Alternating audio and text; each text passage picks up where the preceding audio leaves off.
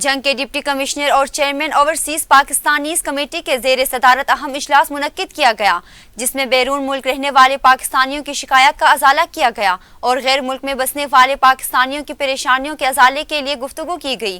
مزید جانتے ہیں اس رپورٹ میں۔